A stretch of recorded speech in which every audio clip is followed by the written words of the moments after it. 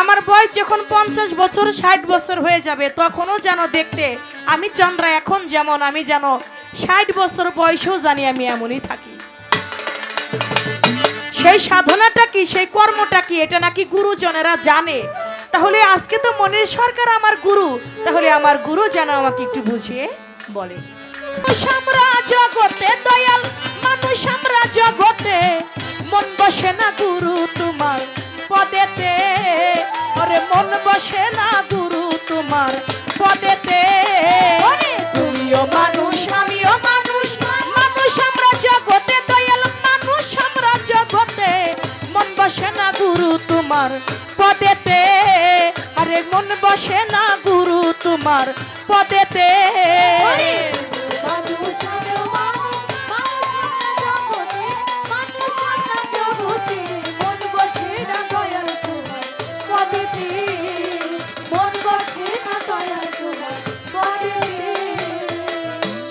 আমরা ছিলাম যখন রুহু আকারে, আল্লাহ যতন করে রেখেছিল আপনার ঘরে।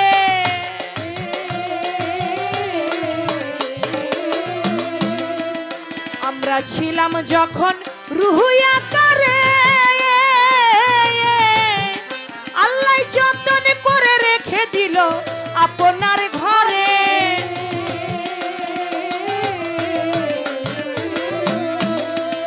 আবার পাঠাইল এ সংসারে গো,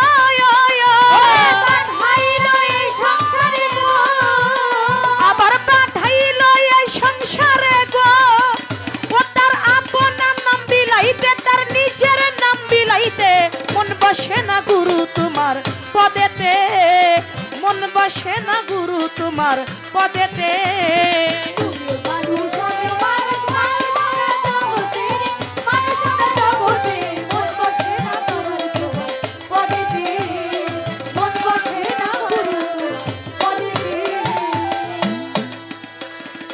আদম রে খলিফা বানায়া, আল্লাহর আমানতি বস্তু আদম রে দিছে বুঝাইয়া।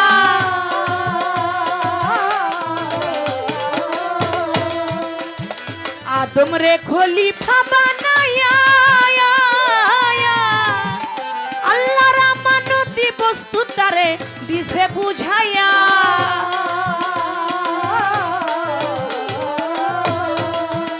ওরে তুমি আমায় কি ধন দিয়া গো, ওরে তুমি আমায় কি ধন দিয়া গো, ওরে তুমি দয়াল কি ধন দিয়া গো, আমায় নিবা ভব পারে দয়াল নিবা ভব পারেতে। মন বসে না গুরু তোমার পদেতে, মন বসে না গুরু তোমার পদেতে।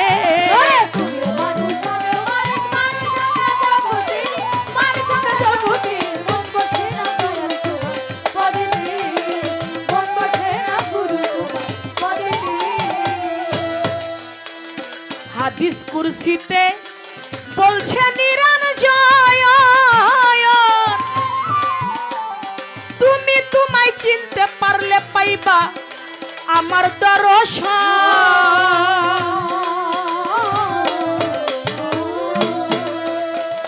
হাদিস কুরসিতে বলে নিরঞ্জয়,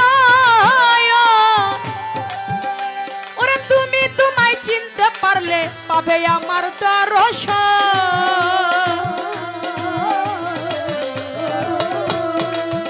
ওরে তোমার কাছে আছে কি ধন গো, ওরে তোমার কাছে আছে কি ধন গো, ওরে তোমার কাছে আছে কি ধন গো, আমায় কি বা দিবা ভবে, আমায় কি বা দিবা ভবেতে। মন বসে না গুরু তোমার পদেতে, মন বসে না গুরু তোমার পদেতে।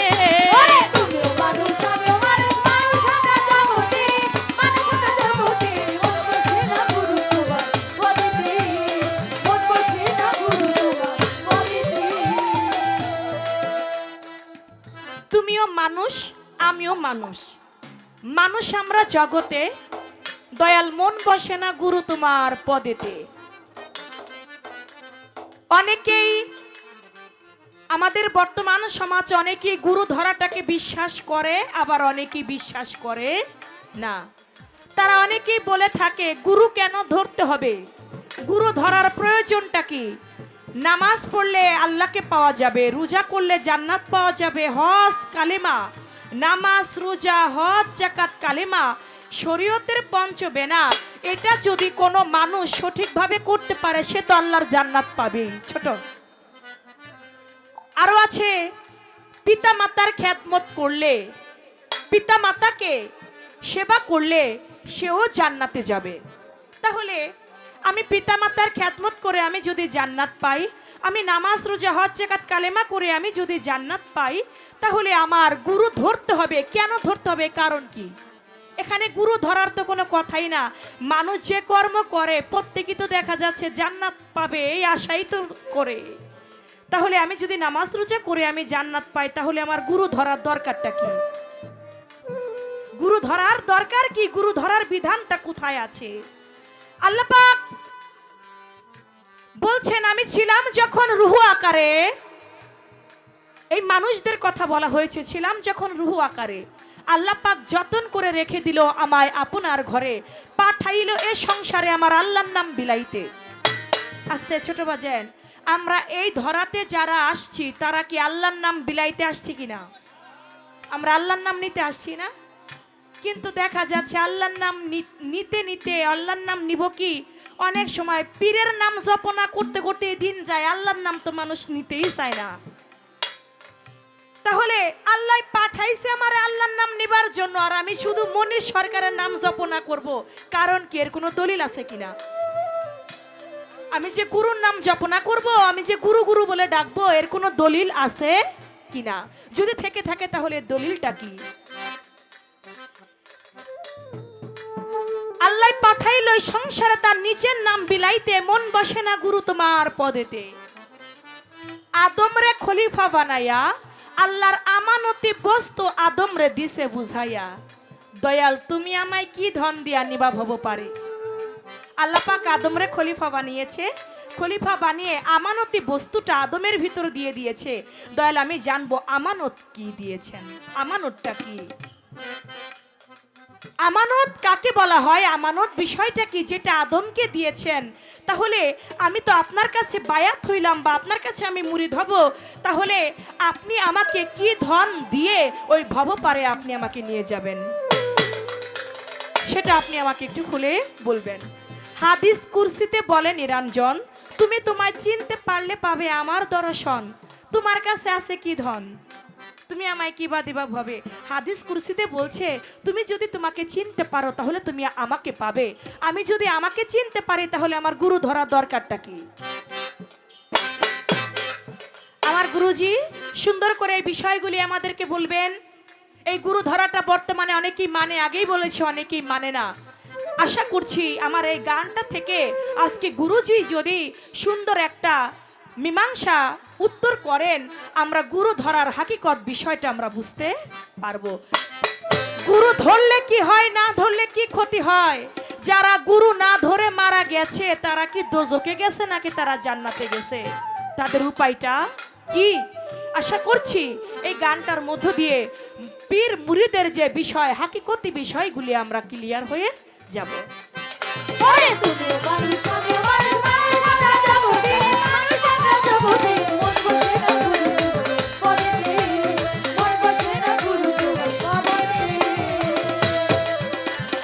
এই দেহেতে গুরু হয় কে পায়া, আমার ভক্ত হইয়া কে বাকারে দিতাছে সেবা।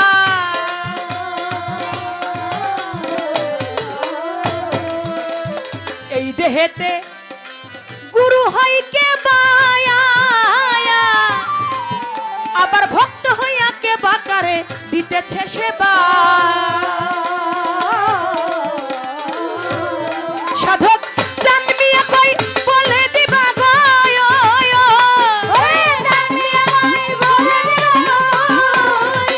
সাধক চাঁদমিয়া কই বলে দিবা গো, আমি না পারলাম ভেদ বুঝিতে, আমি না পারি ভেদ বুঝিতে, মন বসে না গুরু তোমার পদেতে, আমার মন বসে না গুরু তোমার পদেতে।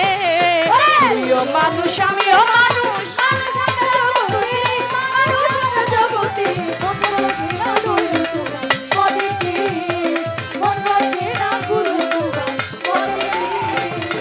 তুমিও মানুষ আমিও মানুষ, মানুষ আমরা জগতে দয়াল, মানুষ আমরা জগতে, মন বসে না গুরু তোমার পদেতে, আরে মন বসে না গুরু তোমার পদেতে, আমার মন বসে না গুরু তোমার পদেতে।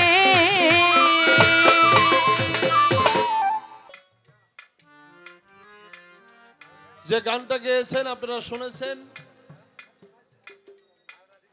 দয়াল তুমিও মানুষ আমিও মানুষ, মানুষ আমরা জগতে, মন বসে না গুরু তোমার পদেতে পদেতে।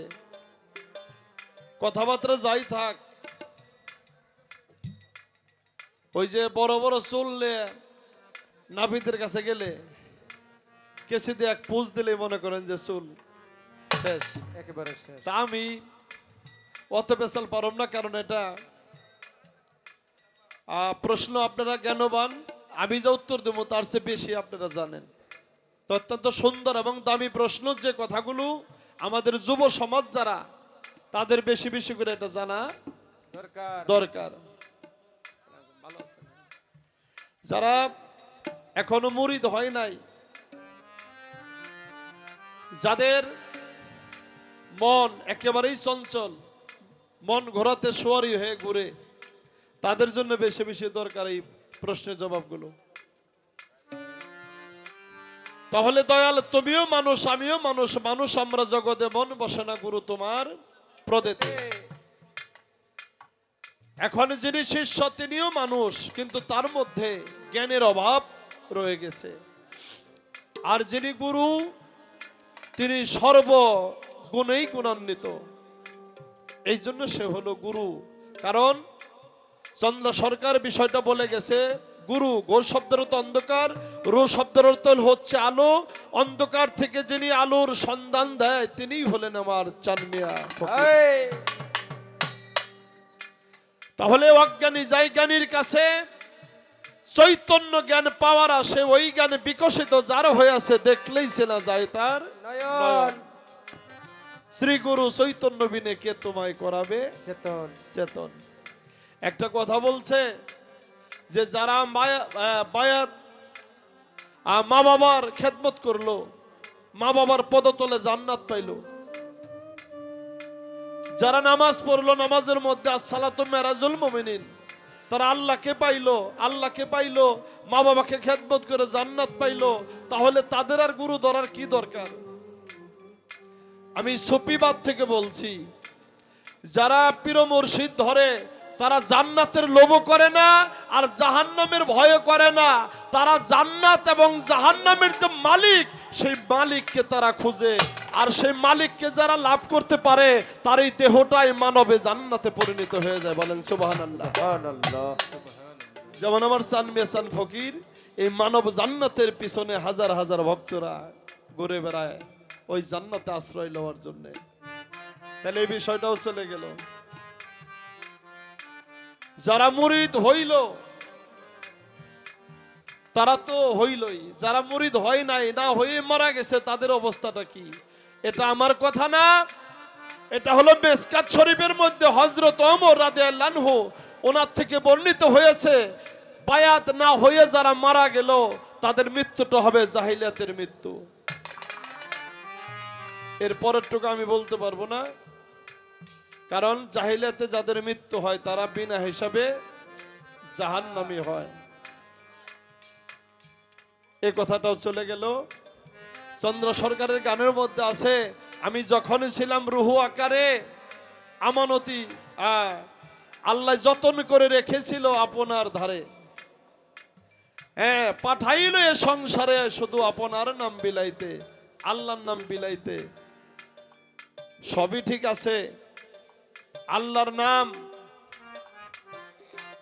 90,000 কালাম, তার মধ্যে আল্লাহর জাত নামের পরিচয় কেবল পীর মুর্শিদের কাছে পাওয়া যায়।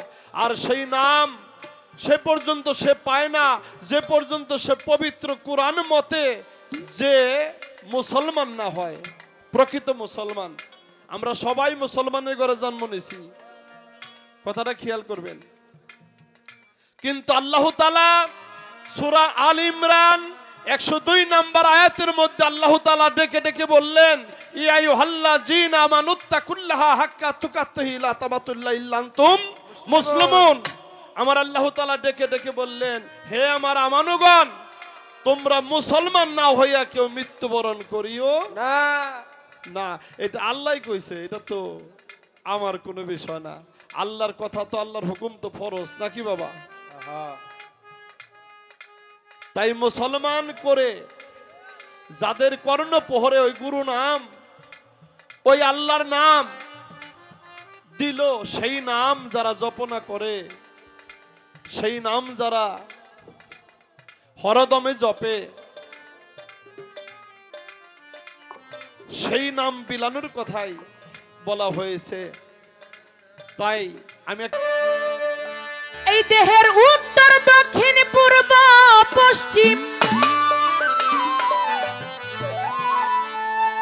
উত্তর দক্ষিণ পূর্ব পশ্চিম কে রয়েছে কোন শহর দয়াল, কে রয়েছে কোন শহর,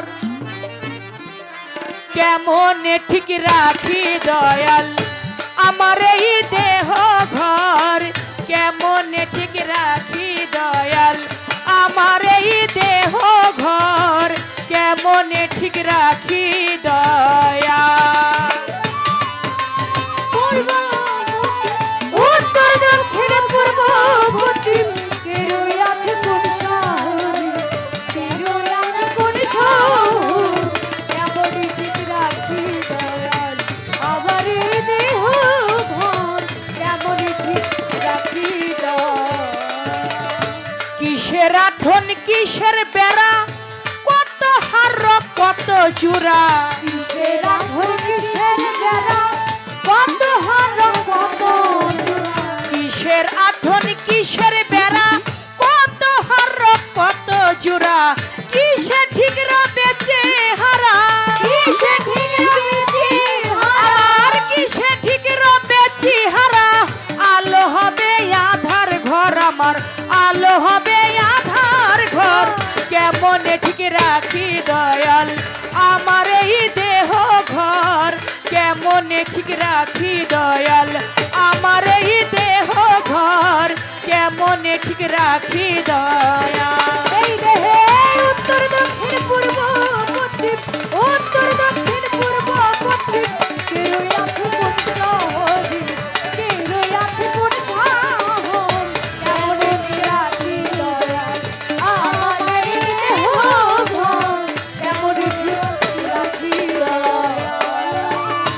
এই দেহে কোন বর্ণ হইলে উদয়, দয়াল আজরাইলে সে বাঁধবে আমায়, কোন বর্ণ হইলে উদয়, আজরাইলে সে বাঁধবে আমায়, আমার দেহের কোন বর্ণ হইলে উদয়, আজরাইলে সে বাঁধবে আমায়, তখন দিব কাহার দুহাই, তখন দিব কাহার দুহাই, তখন দিব কাহার দুহাই, ভয়ে কাঁপে এই অন্তর আমার, ভয়ে কাঁপে এই অন্তর, কেমনে ঠিক রাখি দয়াল আমার এই দেহ ঘর, কেমনে ঠিক রাখি দয়াল আমার এই দেহ ঘর, কেমনে ঠিক রাখি দয়াল আমার এই দেহ ঘর, কেমনে ঠিক রাখি দয়াল।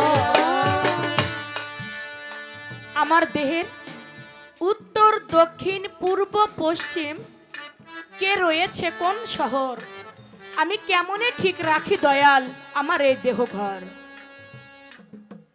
কিসের আঠন কিসের বেড়া, আমার দেহে কত হার কত জোড়া, কিসে ঠিক রবে আমার চেহারা, আলো হবে আধার ঘর।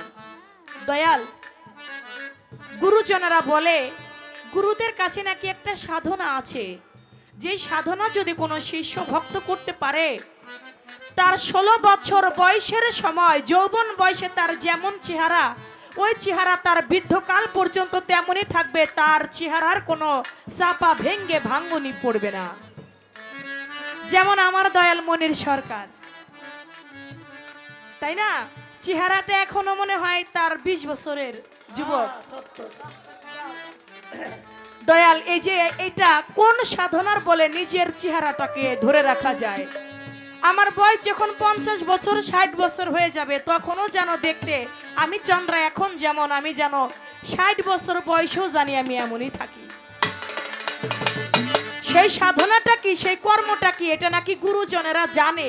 তাহলে আজকে তো মনির সরকার আমার গুরু, তাহলে আমার গুরু যেন আমাকে একটু বুঝিয়ে বলে।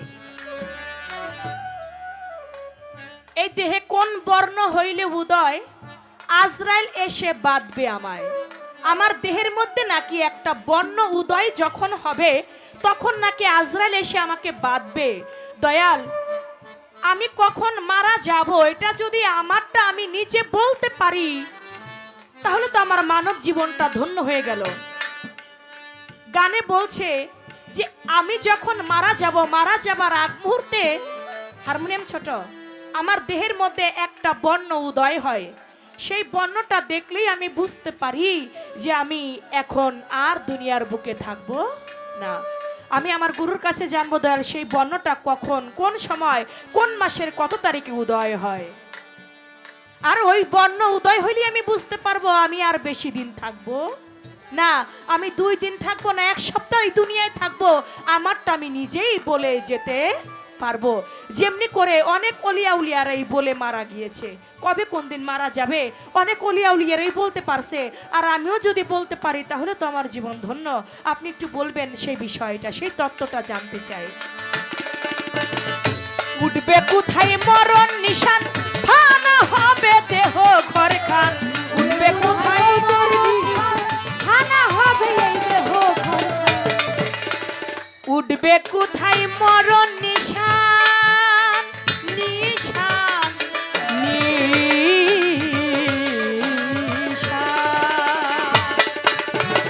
উঠবে কোথায় মরণ নিশান, ফানা হবে দেহ ঘর খান। উঠবে কোথায় মরণ নিশান, ফানা হবে দেহ ঘর খান। গানের মধ্যে বলছে আমার দেহের উত্তর দক্ষিণ পূর্ব পশ্চিম। আবার আমি শুনতে পাই সূরা আর রহমানের 17 নং আয়াতের মধ্যে বলেছে রাব্বুল মাশরিক আইন ওয়া রাব্বুল মাগরিব আইন। আমি 2টা পশ্চিম এবং 2টা পূর্বের নিয়ন্ত্রা। কিন্তু আমরা একটা পূর্ব একটা পশ্চিম আমরা মুমিন মুসলমান সবাই দেখতে পাই। আমরা 2টা পশ্চিম কি কেউ কোনোদিন দেখছি? কেউ বলতে পারবেন 2টা পশ্চিম কেউ দেখছে? আমরা 2টা পশ্চিম কেউ দেখি না, কিন্তু আল্লাহ সূরা আর রহমানের মধ্যে বলছে তিনি 2টা পশ্চিম এবং 2টা পূর্বের নিয়ন্ত্রণ তিনি করে, তার হাতে নিয়ন্ত্রণ তিনি রেখেছেন। তাহলে এই 2টা পশ্চিম 2টা পূর্ব দয়াল আমি খুঁজে পাই না। আমি একটা পশ্চিম পাই কিন্তু আরেকটা পশ্চিম আমি পাই না। আরেকটা পশ্চিম কোথায় আছে, আরেকটা পূর্ব কোথায় আছে, এটা আপনি আমাদেরকে একটু দেখাবেন। আমরা আজকে দেখতে চাই। আমরা যদি জিজ্ঞেস করি, আমি এখন এই জায়গাটাতে দাঁড়িয়ে আছি, আমার এখান থেকে আপনাদের পশ্চিম কোন দিকে? সুজানা সামনে। আচ্ছা দয়াল, এই যে আমাকে দেখাই দিল পশ্চিম সামনে। আমি আবার যদি আমি মালয়েশিয়া যাই, এখন মালয়েশিয়া গিয়ে যদি আমি জিজ্ঞেস করি ভাই পশ্চিম কোন দিকে, এই এমনি ভাবে দেখাই দিবে পশ্চিম সামনে এইদিকে। আমি সৌদি আরব যাব কাবা ঘরে হজ করতে, আমি সেখানে গিয়ে যদি কাউকে জিজ্ঞেস করি ভাই পশ্চিমটা কোন দিক, আমাকে দেখাই দিবে এই দিক। আমেরিকা যাব, দেখাই দিবে এই দিক। আসলে দয়াল পশ্চিমটা কোন দিক, এটাই আসল পশ্চিমটা কোথায় এটা আমি আজ পর্যন্ত খুঁজে পাইলাম না। আপনি একটু বলবেন যে আসল পশ্চিমটা এইটা। কথা ঠিক আছে নি? আজকে ভাবতত্ত্ব কথা জানতে হবে। যে গানে যে কথায় কিছু পাওয়া যায় তার নাম বলে পালা গান। যে গানে কিছু পাওয়া যায় না, যে কথায় কিছু পাওয়া যায় না, ওই গানের ছাতা না গাওয়াই ভালো। তা আপনি বলবেন আমি পশ্চিম দেখতে চাই, আমি সৌদি আরব গেল বলে পশ্চিম এই দিক। আসল পশ্চিমটা কোনটা এটা আমরা খুঁজে পাই না। আপনি বলবেন আসল পশ্চিমটা কোথায়? এই গানটা থেকে আমার কিছু কথার বাইরে কোনো কথা আমার নেই। উঠবে কোথায় মরণ নিশান, ফানা হবে দেহ ঘর খান।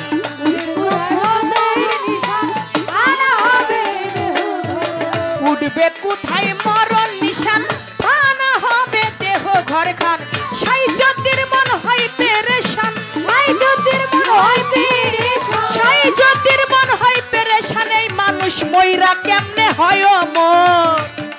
আস্তে সাইজদ্দির মন হয় পেরেশান, এই মানুষ ময়রা কেমনে হয় অমর। আপনারা জিন্দা পীর খিজির আলাইহিস সালামের নাম শুনেছেন না?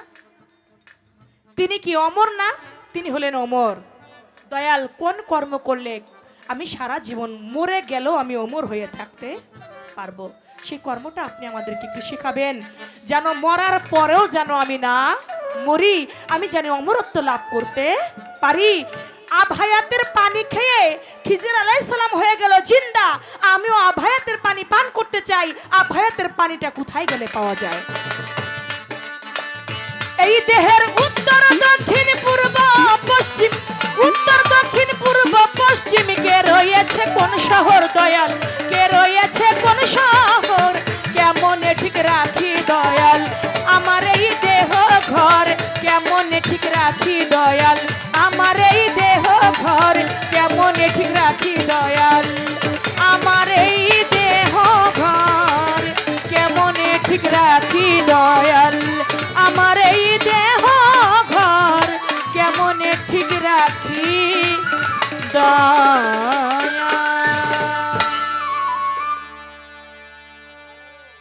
দম খুঁটি 360টা হাড়ের জোড়া এই দেহের মধ্যে আছে, 72,000 নারী এই দেহের মধ্যে রয়ে গেছে। এরা পিঙ্গুলার সুষমা হলো প্রধান। তাই বাবা দুইটা পূর্ব দুইটা পশ্চিম, সেটা প্রত্যেকটা মানুষের কাছে রয়ে গেছে। একটা হলো দুনিয়াদারি, পূর্ব পশ্চিম নাকি উত্তর দক্ষিণ। আচ্ছা বাবা, পৃথিবী আপনার এই মানব দেহটাও একটা পৃথিবী, কি সুফিবাদের মতে এটাও একটা পৃথিবী, মানব পৃথিবী। এই পৃথিবীতেও 10টা দিক রয়ে গেছে। একটা হলো পূর্ব পশ্চিম উত্তর দক্ষিণ অদ ঊর্ধ্ব ঈশান নৈরাক অগ্নি বায়ু, 10টা দিক এই দেহের মধ্যে রয়ে গেছে। তাই প্রত্যেকটা মানুষের এই যে চেহারা মোবারক দেখেন না বাবা, হ্যাঁ, এইটা হলো তার পশ্চিম, এই সামন দিকটা হলো পশ্চিম দিক। আমার কথাগুলো কি শুনতেছেন? এই জন্য আপনার প্রিয় মুর্শিদের ওই নুরানি বদন দেখে আপনার অন্তরটা সেজদায় নত হয়ে যায়। একজন ভক্তের জন্য তার মুর্শিদ হলো নামাজ, মুর্শিদ হলো কাবা, আর পিছন দিকটা হলো পূর্ব দিক, আর এই ডান হস্ত হইল দক্ষিণ দিক, বাম হস্ত হইল উত্তর দিক। এবার পাইছেন তো? একটা হলো দুনিয়ার পূর্ব পশ্চিম, আর একটা হলো দেহের পূর্ব পশ্চিম। পাইছেন নাকি বাবাজিরা? এই হলো বিষয়াদি। এবার অমর হতে চাই, আমার এই দেহ ঘর যেন ঠিক থাকে, আমি মরেও যেন অমর হয়ে যাই। ছোট্ট করে একটা গান শোনাই। আর একটা কথা বলি বাবা, সাধকের একটা গানে বলছে, ও তোর জন্ম মরণ হবে বারণ, আসা যাওয়া আর হবে না, নীলে গুরুর কি উপাসনা। আমার নজরুল চাঁদের, ডাক্তার নজরুল চাঁদের উপাসনা নিলে, চানমিয়া চাঁদের উপাসনা নিলে, তাহলে তার জন্ম মরণ আর হবে না। কি তাই দয়াল গুরু যারে দয়া করে, দীপ জ্বালায় আধার ঘরে, শিখাই তারে অসাধ্য সাধনা, করলে সাধন পালাই সমন, তার মরণের আর ভয় থাকে না। ঘরের মালিক যার আপন হয়ে যায়, এই ঘরের যিনি মালিক সে যার আপন হয়ে যায়, দীনবন্ধুর সাথে যার সংযোগ ঘটে, তাকে কখনো আজরাইল নিতে পারে না। রশিদ সরকার বলছে, আজরাইল যার, আমিও তার দুই চাকরি করি, আমি কি আর আজরাইলে ডরি? আরে তাকে নিতে তার মুর্শিদ নিজেই আসে। এই জন্য বাবা, তুই জন্ম নিয়ে মানব কুলে অহংকারে রইলে ভুলে মানব জমি আবাদ হলো না। দয়াল গুরুর দয়া না হইলে সুবৃক্ষেও ফল ধরে না। নীলে গুরুর উপাসনা। হরেন্দ্র চাঁদ গোসাই বলে, রাধারমন কই তোমারে, একদিনও প্রেম ফুলের মধু খাইলে না। খাইলে মধু, এক বিন্দু পান করলে মধু, তার কাম জ্বালার দেহেই থাকবে না। কাম জ্বালা যার নিবারণ হয়ে যায়, কাম যারা এতদিন হয়ে যায়, প্রেমাভাবে সে বাস করে, সে প্রেমাভাবে তার মধ্যে সেই মোহাম্মদী নূর এসে এটা জমা হয়ে তার চেহারা আলোকিত হয়ে যায়, তার এই দেহটা হয়ে যায় গুরুময়। সেই দেহে আর কোনো অন্ধকার থাকে না। তাকে নিতে আসলেও তার মুর্শিদ নিজে আসে। এই জন্যে শিষ্য যারা তারা গান গায় আর কয় যে, দয়াল আমার জানটা লয়ত নিজেই আজরাইল হইয়া, আমি সদাই থাকি পন্থের পানে চাইয়া। এই জন্যে অমর হতে হলে আস্তে, যিনি মরণ ঔষধ খাইছে, অমর হওয়ার ইচ্ছা থাকলে মরণ ঔষধ খাও।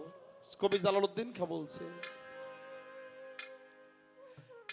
তুমি নরকেরই রাস্তা দিয়ে স্বর্গে চলে যাও, অমর হইবার ইচ্ছা থাকলে মরণ ঔষধ খাও। যেখানে তোর পিছলে পাও সেখানেই উঠে দাঁড়াও। একটু গান শোনায় আমাদের জিটকা শরীফের একটু গান।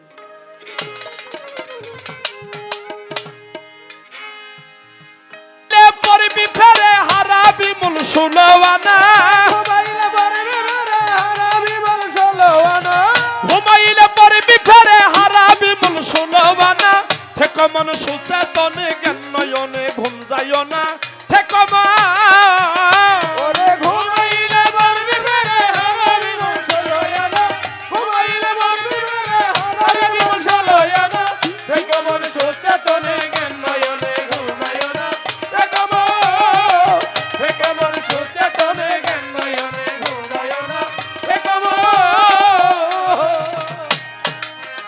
বাবা চৈতন্য মানুষ যারা রে, বেহুশে রই না তারা। ওরে সদাই দেয় রূপের পাহারা সাধু তারা, সদাই দেয় রূপের পাহারা সাধু যারা, সদাই দেয় রূপের পাহারা সাধু যারা। হায় হায় চৈতন্য মানুষ যারা রে, বেহুশে রই না তারা। ওরে সদাই দেয় রূপের পাহারা সাধু তারা, সদাই দেয় রূপের পাহারা সাধু যারা, সদাই দেয় রূপের পাহারা সাধু যারা। তারা বসত করে দিব্য করে ভগ্ন করে বাস করে না। তারা বসত করে দিব্য করে ভগ্ন করে বাস করে না। থেকো মন সুচেতনে জ্ঞান নয়নে ঘুম যাইও না। ওরে ঘুমাইলে পড়বি মেরে হারাবি মন ষোলোয়ানা, ঘুমাইলে পড়বি মেরে হারাবি মন ষোলোয়ানা। থেকো মন সুচেতনে জ্ঞান নয়নে ঘুম যাইও না। থেকো মন সুচেতনে জ্ঞান নয়নে ঘুম যাইও না। থেকো হি বাবা যে থাকে ভগ্ন ঘরে রে, কারিগরে পাইয়া তারে। ওরে বারে বারে ভাঙ্গে ঘরে দেই যাত না, বারে বারে ভাঙ্গে ঘরে দেই যাত না, বারে বারে ভাঙ্গে ঘরে দেই যাত না। হি পাগল যে থাকে ভাঙ্গা ঘরে রে, কারিগরে পাইয়া তারে। ওরে বারে বারে ভাঙ্গে ঘরে দেই যাত না, বারে বারে ভাঙ্গে ঘরে দেই যাত না, বারে বারে ভাঙ্গে ঘরে দেই যাত না। ওরে ঘোরা মিশে বাদ্য ভলে ঠিক রবে ঘর ষোলোয়ানা। বাবা গোরা মিশে বাদ্য ভলে ঠিক রবে ঘর ষোলোয়ানা। থেকো মন সুচেতনে জ্ঞান নয়নে ঘুম যাইও না। থেকো মন, ওরে ঘুমাইলে পড়বি মেরে হারাবি মন ষোলোয়ানা, ঘুমাইলে পড়বি মেরে হারাবি মন ষোলোয়ানা। থেকো মন সুচেতনে জ্ঞান নয়নে ঘুম যাইও না। থেকো মন সুচেতনে জ্ঞান নয়নে ঘুম যাইও না। করে মন তাড়াতাড়ি রে, কায়ে কায়েমি করো বাড়ি বাবা আর কত কাল থাকবি রে এই সারা বাড়ি আর কত কাল থাকবি রে এই সারা বাড়ি আর কত কাল থাকবি রে এই সারা বাড়ি হি পাগল তাড়াতাড়ি হায় হায় করে মন তাড়াতাড়ি রে কায়েমি করো বাড়ি ওরে আর কত কাল থাকবি রে এই সারা বাড়ি আর কত কাল থাকবি রে এই সারা বাড়ি আর কত কাল থাকবি রে এই সারা বাড়ি হি বাবা সাধন সিদ্ধি জগ বলিয়া ঘর কেন পাকা করো না ঘর কেন পাকা করো না তুমি সাধন সিদ্ধি জগ বলিয়া ঘর কেন পাকা করো না দেখো মন সুচে তোলে গন্নয়নে ঘুমায়ো না ওরে ঘুমাইলে মরবি ফেরে হারাবি বল চলো না ঘুমাইলে মরবি ফেরে হারাবি বল চলো না দেখো মন সুচে তোলে গন্নয়নে ঘুমায়ো না দেখো মন সুচে তোলে গন্নয়নে ঘুমায়ো না দেখো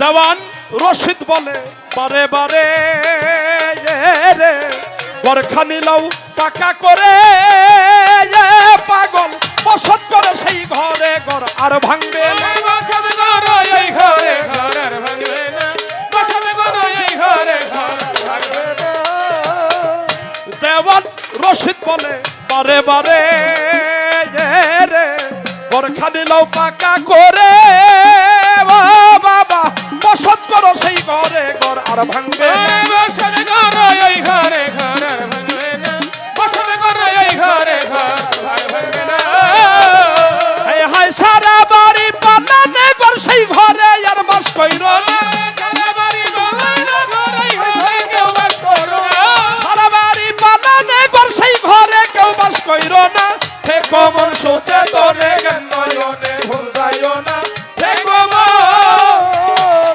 আরে ঘুমাইলে মরবি ঘরে হারাবি মন চলো না ঘুমাইলে মরবি ঘরে হারাবি মন চলো না এই কমন সুচে তনে গন্নয়নে ঘুমায়ো না এই কমন সুচে তনে গন্নয়নে ঘুমায়ো না এই কমন আশা করি আমার এই গান মন দিয়ে কেউ শুনলে প্রশ্নের আর জবাব খুঁজতে হবে না। দুইটা পূর্ব দুইটা পশ্চিম বলেছি, কিভাবে এই চেহারা ঠিক হবে সে বিষয়টা আলোচনা করেছি। এবার অমরত্ব, এই ঘর যার পাকা হয়ে গেছে, আমার এই গানটা আপনারা খেয়াল করছেন, চৈতন্য মানুষ যারা যারা সব সময় যে ভক্ত তার গুরুর রূপ নাম আর ধ্যানে, সে সদাই যখন তার গুরুর নামে হামেশা সে করতে থাকে, গুরুর রূপ যার ধ্যানে থাকে, কি বাবা সে হলো চৈতন্য মানুষ। এই জন্য বলছে চৈতন্য মানুষ যারা বেহুশে রয় না, তারা সদাই দেয় রূপের পাহারা সাধু তারা। আরে তারা বসত করে, দিব্য করে, ভগ্ন করে, আর বাস করে না। থেকে মন সুচেতনে জ্ঞান নয়নে ঘুম যায় না। তাই করে মন তাড়াতাড়ি কায়েমি করো বাড়ি। এই দেহঘরের মধ্যে তুমি মুর্শিদ নামের গাব গাইনি লাগায়া তোমার এই দেহটাকে 25 বন্ধের ঘরকে তুমি পাকাপোক্ত করে লাও। এই জন্য বলছে করে মন তাড়াতাড়ি কায়েমি করো বাড়ি। আর কতকাল থাকবি রে এই সারা বাড়ি, সাধন সিদ্ধি যোগ বলিয়া ঘর কেন পাকা করো না। থেকে মন সুচেতনে জ্ঞান নয়নে ঘুম যায় না ঘুম যায় না। তাই যারা চৈতন্য মানুষ তাদের এই দেহটা হয় পাকা, আর এই পাকা দেহটা, পাকা ঘরটা যে জায়গায় রাখে, যেমন আমার চানমিয়া ফকিরের যে জায়গায় মাজার হয়েছে, তার ঘরের উপর আর একটা ঘর কখনো হবে না। সে পৃথিবীর মানুষ জানছে সে মরে গেছে, দেহটা বদলাইছে সে। মানুষ তো মানুষই তো মরে না, মানুষ মরিয়ে গেলে বিচার হবে কার? কে বলে মানুষ মরে?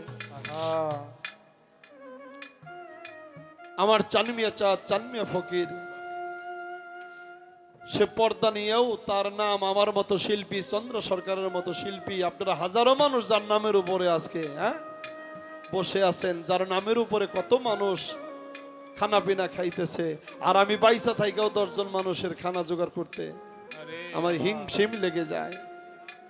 এরা হলো সহজ মানুষ, এরা হলো অধর মানুষ, এরা হলো পরম মানুষ, এরা আল্লাহর বন্ধু। আর মালিকের সাথে যার সংযোগ হয়ে গেছে, রসিক যারা, প্রেমিক যারা, কবে তারাই পৃথিবী ছেড়ে যাবে। ওই যে বলছে আব অর্থ হইল পানি, হায়াত অর্থ হইল জিন্দা। হ্যাঁ, সেই জিন্দা থাকার পানি, জিন্দা পীর খোয়াজ খেজির খাইছে, আপনিও খাবেন। আপনার প্রিয় মুর্শিদের দরবারে যাইয়া সেই পানির ব্যবস্থা আছে, সেই পানি ভক্ত হইয়া তা আহরণ করতে হয়। আর সেই পানি আব হায়াতের পানি, জিন্দা পানি। সূরা নূরের মধ্যে নূর পড়ে দেখবেন, হ্যাঁ, যেই বাতি জ্বলে জৈতুন তেলে, হ্যাঁ, যেই নূরের বাতি জ্বলে, বাবারে, হায়াত যদি কারো শেষ হয়ে যায়, পৃথিবীর জিন্দেগি এটা হলো মুসাফির খানা। আমার আল্লাহ তাআলা মানুষকে একটা নামে ডাকে, মুসাফির। হে মুসাফির, কয়েকদিন তুমি ঘোরাফেরা করো, আমি আল্লাহ ডাক দিলেই তোমাকে আসতে হবে। তার কাছে ধনী গরিব, ছোট বড়, ক্ষমতাশালী কোনো কিছুর কি কোনো ক্ষমতাই সেখানে কাজে আসে না। এই জন্যে অতীব সুন্দর কথা আমার কাছে রাখছে। তো বাবা, সারা জীবন তো আর আস্তে শিষ্যের জায়গায় রাখুন যায় না, নাকি বাবা? একটা পরীক্ষা দেই, পরীক্ষায় পাশ করলেই সে নাকি রাত, এখন বাজে কত? হ্যাঁ, সময় আসছে, এইটাই উপযুক্ত সময় পরীক্ষা করার, ভক্ত পরীক্ষা করার। সব শিল্পীর কাছে তো সবকিছু জিজ্ঞেস করা যায় না, আর সব উত্তর সঠিক মতো পাওয়া যায় না। চন্দ্র সরকার বইলে কথা, যার সাথে পালা করে মজা পাওয়া যায়, তার প্রশ্নগুলো গঠনমূলক প্রশ্ন, এটা একটা ভালো লাগা। আর ভালো কিছু জিজ্ঞেস না করলে ভালো কিছু বলাও যায় না। এখন একজন শিষ্য বা ভক্তের কামিয়াবি হলো মুর্শিদ যাহা কিছু কয় তাহে হলো মানা, নাকি? তার ওসিয়ত মানা। যদি কয় আগুনে জাপ দে, বইরা যা, বলতে দেরি, জাপ দিতে যেন দেরি না হয়। আমার জিজ্ঞাসা থাকবে ইম্পর্টেন্ট অনেক কথাই আছে, এর মধ্যে সাধারণত 3টা কথা। গুরু যদি হুকুম করে, এই গুরুর হুকুম অমান্য না করা পর্যন্ত, অমান্য না করলে সে পর্যন্ত সে প্রকৃত ভক্তই হয় না। একটু উল্টা কথা না এটা বাবাজিরা? গুরুর হুকুম পালন করলে হয় সে কামিয়াবি, অনুগত ভক্ত। আর আমি জিজ্ঞাসা করলাম যে গুরু যাহা হুকুম করে তাহা অমান্য যে ভক্ত করে, প্রকৃত তিনটা হুকুম, অন্তত এই 3টা হুকুম যে ভক্ত অমান্য করতে পারে, সেই কেবল প্রকৃত ভক্ত হয়। গুরুর চরণ তলে সে জায়গা করে নেয়, আর গুরু আর ভক্তের মধ্যে লামালিবের মতো একটা কেবরা হয়ে যায়। তখন ভক্ত সে গুরুর জাতে মিশে যায়। এই পরীক্ষাগুলো আজকে আমাদের যিনি চন্দ্র সরকার, উনি বললে আপনাদের কাছে একেবারে পরিষ্কার হয়ে যাবে জলের মতো। আচ্ছা, রাখো এ পর্যন্তই। আমি আর একটা গান করে বসে যাবে। উঠলে ফায়াজ তোর কালেবেও আলাপ পাবি প্রেম রসে, থাকো ডুবি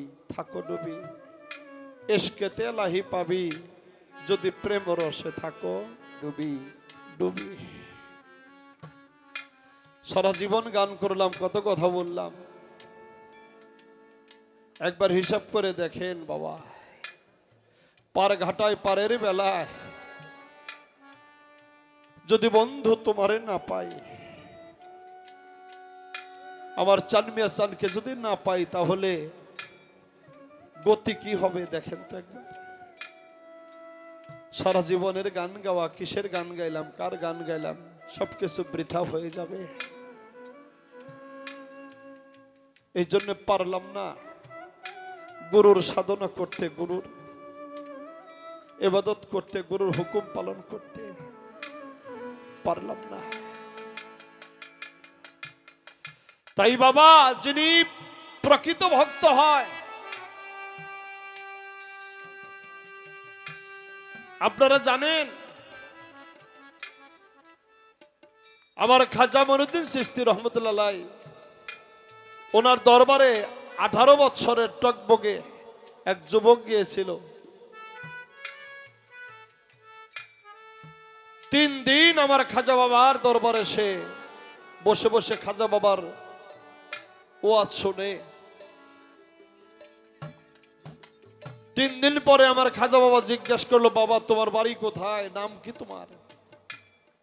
সবাই চলে গেল, তুমি যাও না এখনো। তখন বলল যে বাবা, আমি বলতে সাহস পাই না, আমি আপনার কাছে মুরিদ হইতে চাই। আমার খাজা বাবা ছেলেটাকে মুরিদ করলো। মুরিদ করার পরে ছেলেটা বলল, দয়াল আমি তো একটা চাকরি করি, আমি সেই সাগরে আমি জাহাজ চালাই, সারিং আমি। তো আমি তো 1 মাসের ছুটি নিয়েছিলাম দয়াল, সময় তো বেশি নাই, আমার মা বাবার ইচ্ছা আমাকে বিয়ে করাবে, মাত্র কয়েকদিন আছে, যদি আপনি দয়া করে আমাকে বিদায় করে দিতেন, আমি আমার মা বাবার কাছে চলে যাইতাম। আমার মা বাবার ইচ্ছা, একটা মেয়ে দেখছে, আমাকে বিয়ে করাবে, তারপরে আমি আমার চাকরিতে ফিরে যাব। আমার খাজা বাবা বলছিল, বাবা আমি তোরে মুরিদ করলাম, আমি তোরে কিছুই দিতে পারলাম না, তোর সাথে আমার সঙ্গ হলো না, মাখামাখি হলো না, তো তোরে আমি কর্ণপহরে একটা নাম দিয়ে দিলাম, এই নাম জপিস, আর যদি কখনো কোনো বিপদে পড়িস তাহলে আমার এই চেহারাটা তুই স্মরণ করিস, আমারে ডাকিস। ছেলেটা বাড়ি চলে গেছে। মা বাবা ছেলেটাকে পাশের গ্রামে বিয়ে করাইছে। বিয়ে করানোর পরে মাত্র বাসরঘর শেষ হয়েছে, পরের দিনই ছেলেটা তার স্ত্রীকে ডেকে ডেকে বলে, ওগো আমাকে তো পরশুদিন চাকরিতে জয়েন করতে হবে, আমাকে একদিন আগেই যেতে হবে, তাই তুমি আমাকে বিদায় করে দাও। মেয়েটা সেদিন বলছিল, স্বামী গো, এই 1 রাত্রের বাসর ঘরে তোমাকে আমার যে ভালো লেগেছে, আমি তোমাকে যে ভালোবেসেছি, তুমি আমাকে ছেড়ে চাকরিতে চলে যাবে, তোমাকে ছাড়া আমি কেমন করে থাকব? ছেলেটাও বলে, ওগো আমি তোমাকে ছেড়ে কেমন করে সেই চাকরিতে, তো আমার মন বসবে না, সেই বাইরে জাহাজে আমার মন বসবে না। তখন মেয়েটা জিজ্ঞেস করেছিল, স্বামী আপনি যে জাহাজ চালান, ওই জাহাজে কতজন মানুষ আসা যাওয়া করতে পারে? ছেলেটা বলল, 5000-এর মতো মানুষ। মেয়েটা 2টা চোখের পানি ছেড়ে দিয়ে বলল, স্বামী গো, যে জাহাজে 5000 মানুষ আসা যাওয়া করে, আমার মতো একজন দাসীর জায়গা হবে না এই জাহাজে। যদি আমাকে দাসী বলে আপনার সাথে আমাকে নিয়ে যান, আমি খুব খুশি হব, আপনাকে ছাড়া আমি থাকতে পারবো না। ছেলেটা তার স্ত্রীকে নিয়ে সেই বাইরে জাহাজে চলে গেল। আপনারা কথাটা শুনছেন আমার দাদা রশিদ সরকারের মুখে। করাচি থেকে যখন ইরানের দিকে 5000 যাত্রী নিয়ে জাহাজটা ছেড়ে দেয়, মাঝ সাগরে যাওয়ার পরে এমন একটা ঝড় তুফান শুরু হয়, জাহাজের হাইল বৈঠায় কোনো কিছুতে কাজ হয় না, পানি ছেড়ে প্রায় 30 ফুট উপরে জাহাজ উঠে আবার সে পানির মধ্যে। ছেলেটা খাজা বাবার ভক্ত, হাইল বইটা ছাইরা দিয়ে বড় বড় জাহাজে চিলাকোটা আছে বাবা, সেখানে আত্মরক্ষার জন্য বন্দুকও থাকে। হাইল বইটা ছাইরা দিয়ে চিলাকোঠায় যায়, তার মুর্শিদ ধ্যানে উলহিয়া দরিয়ার মধ্যে খাজা বাবার ভক্ত ডুবে গিয়ে তার মুর্শিদকে স্মরণ করে। আর এই দিকে ওই ছেলেটার যে স্ত্রী, খুঁজতে খুঁজতে ছেলেটার কাছে যাইয়া স্বামীকে বলে, স্বামী 5,000 মানুষের জানমাল আপনার হাতে, আপনি হাইল বইটা ছেড়ে দিয়ে আপনি উপর তালায় চিলা কোঠায় বসে আছেন। ছেলেটা কোনো কথা কয় না। সাথে সাথে মেয়েটা যাইয়া শরীরের মধ্যে একটু হাত লাগাইছে, ধাক্কা দিছে। স্বামী আমি তোমাকে ডাকি, তুমি শোনো না। ছেলেটার যখন ধ্যান ভেঙে গেছে, সাথে সাথে বন্দুকটা টান দিয়ে এইভাবে তার স্ত্রীর দিকে তাক করছে। ছেলেটার স্ত্রী হাইসা দিছে। ছেলেটা বলে, তুমি হাসো কেন? এই গোড়াটা টেনে দিলেই তো তুমি গুলিতে তুমি মারা যাবে, তুমি হাসতেছো। তখন মেয়েটা বলল, স্বামী গো, আমি জানি যেই ভালো তুমি আমারে বাসো, তুমি আমারে মারতে পারো না, এটা আমার বিশ্বাস।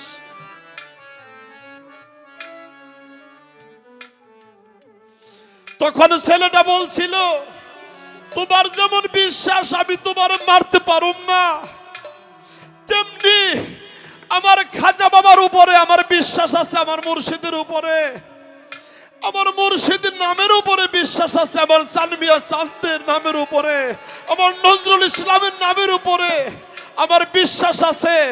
আমি আমার মুর্শিদ ধ্যানে আছি, আমার বিশ্বাস, আমার মুর্শিদ আমার হৃদয়ে থাকা অবস্থায়, আমার ধ্যানে থাকা অবস্থায় কখনো আমার এই জাহাজ ডুবতে পারে না। এই জন্য বাবা, মুর্শিদ হলো ভক্তের নিদানের কান্ডারি রে। যদি কোনো ভক্ত বিপদে পড়ে, মুর্শিদ কখনো দূরে থাকতে পারে না। মুর্শিদ চরণ অমূল্য ধন, মুর্শিদ চরণ অমূল্য ধন, জীবন গেলে ছাইরো না, লোহারে বানাইলো রে কাঞ্চা সোনা, বাজান পরশ মনি গো, লোহারে বানাইলো রে কাঞ্চা সোনা। ওরে দয়াল চরণ অমূল্য ধন, দয়াল চরণ অমূল্য ধন, জীবন গেলেও হইল না, লোহারে বানাই রে কাঞ্চা সোনা, আমার বাজান পরশ মনি রে, লোহারে বানাই রে কাঞ্চা সোনা। মুর্শিদের না যে করলো সাধন, বিনা দুধে দই পাতিয়া তুই ইলানো ওই মাখো। ওরে বাজান তুই লালাই মাখন রে, তুই লালাই মাখন, ওরে বাজান তুই লালাই মাখন রে, তুই লালাই মাখন। সানমিয়া নাম সানমিয়া নাম বাজান যে করলো সাধন, বিনা দুধে দই পাতিয়া তুই ইলানো ওই মাখো। ওরে বাজান তুই লালাই মাখন রে, তুই লালাই মাখন, ওরে বাজান তুই লালাই মাখন রে, তুই লালাই মাখন।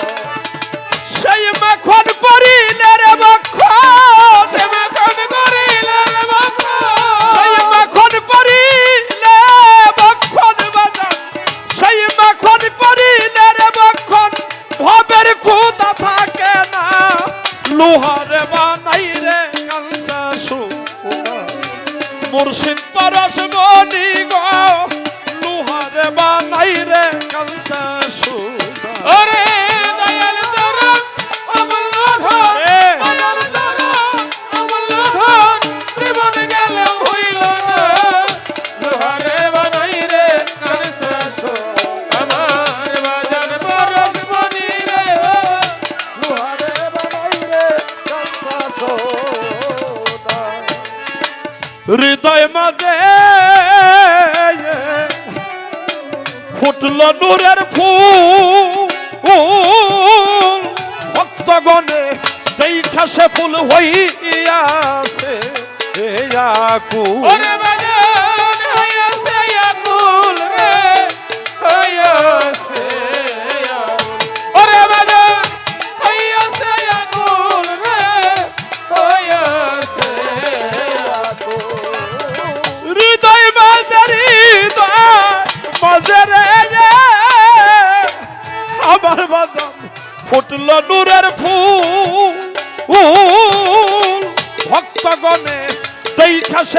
হইয়াছে এ আকুল। ওরে মন হইয়াছে আকুল রে, হইয়াছে আমার বাজান হইয়াছে আকুল রে, হইয়াছে আকুল। দেখলে ছবি পাগল হবি, দেখলে সবই পাগল হবি, মুর্শিদ ছবি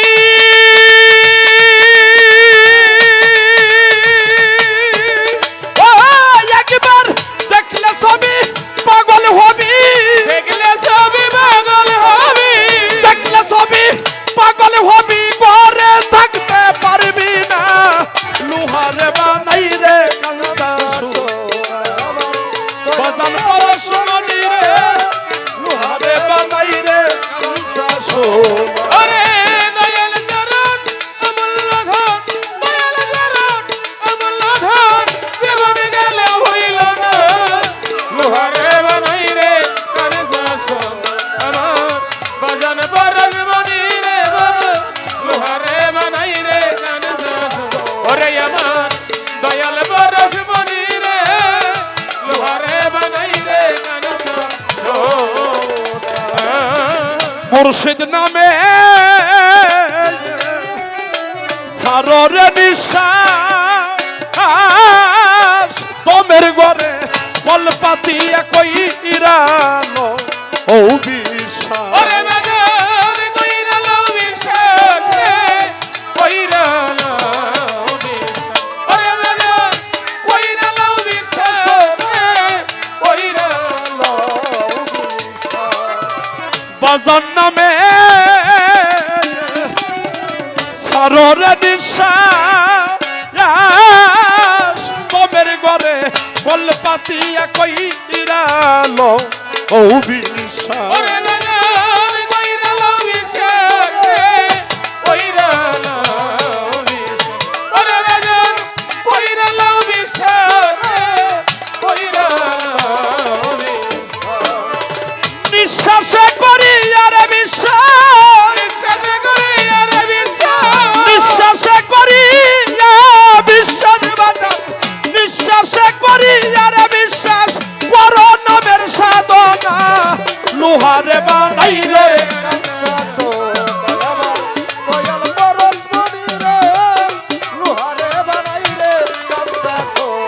ওরে দয়াল চরণ অমূল্য ধন, আপা। দয়াল চরণ অমূল্য ধন, জীবনে গেলে হইল না, লোহারে বানাই রে আপা।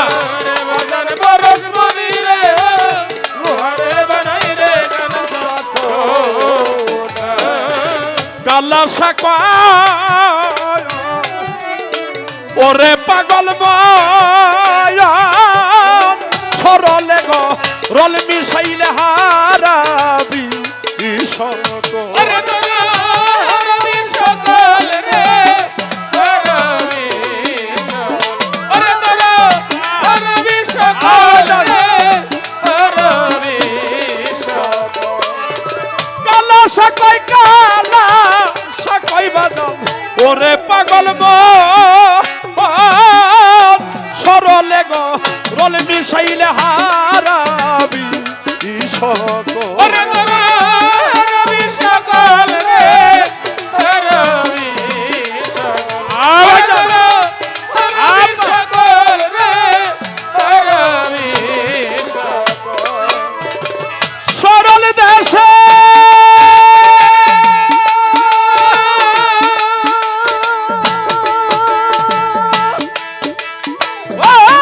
একবার সরল দেশে গেলে রে দেখবি, সরল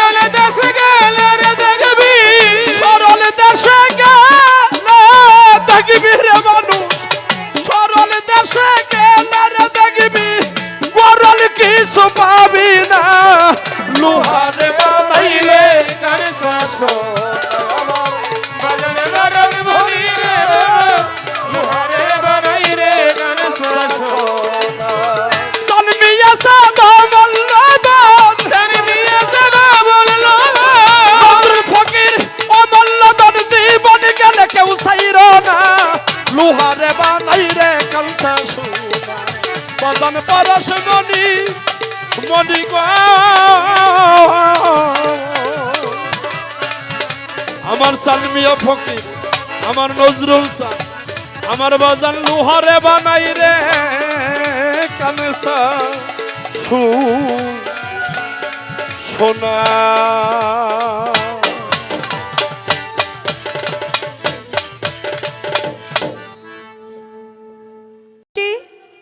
গুরুর 3টি হুকুম অমান্য করে আমাদেরকে তো পালা বন্ধ করে দিতে বলছে, কিন্তু প্রশ্নের জবাবটা দিয়ে তারপরে পালাটা শেষ করলে ভালো হয় না? তাই প্রশ্নের জবাবটা করে তারপরে আমি বিচ্ছেদে চলে যাব। প্রশ্ন করলেন, গুরুর 3টি হুকুম অমান্য করে সে ভক্ত হইতে পারে, সেই 3টি হুকুম কি? যদি আপনাকে কোনো পীর মুর্শিদ যদি আপনাকে বলে তুমি তোমার পিতা মাতার খেদমত কইরো না, আপনি সেই হুকুম কি মানবেন? সেই হুকুম মানা যাবে না। সেই হুকুমটা যদি আপনাকে পরীক্ষা করবার জন্য সে হুকুম করবে, প্রকৃতপক্ষে একটা গুরু কখনোই বলে না তুমি তোমার পিতা মাতার খেদমত কইরো না, কিন্তু সে কি করবে? আপনাকে পরীক্ষা করবার জন্য বলবে তুমি তোমার পিতা মাতার খেদমত কইরো না, কিন্তু আপনার তার হুকুমটা পালন করা যাবে না। ওই হুকুমটা যদি আপনি অমান্য করেন তাহলেই আপনি ভক্ত হইতে পারবেন। আপনার গুরু আপনাকে হুকুম করতে পারে তোমার গাছের প্রথম যে ফলটা তোমার পিতা মাতাকে না খাওয়াইয়া তুমি আমারে খাওয়াইও, ওই হুকুমটা আপনাকে পালন করা যাবে না। সে বলবে আপনাকে পরীক্ষা করবার জন্য, কিন্তু সেই হুকুমটা কখনোই আপনাকে পালন করা যাবে না। অবশ্যই আগে আপনার পিতা মাতাকে খাইয়ে তারপরে আপনার গুরুকে আপনি খাওয়াইতে পারেন। আবার অনেকেই গুরু বলে থাকে তুমি পরশ্রী কাতরতা কইরো, আপনাকে পরীক্ষা করবার জন্য বলবে, কিন্তু না, আপনি কখনোই পরশ্রী কাতরতা করতে পারবেন না। এই 3টি হুকুম যদি কোনো ভক্ত পালন করতে অমান্য করতে পারে, সে নিশ্চয়ই ভক্ত হইতে পারে। জবাব শেষ করলাম। এবার বিচ্ছেদ গানের কথা বলেছেন, পালা এই পর্যন্ত শেষ করতে বলেছেন। আপনারা কি বলেন? ঠিক আছে, আচ্ছা।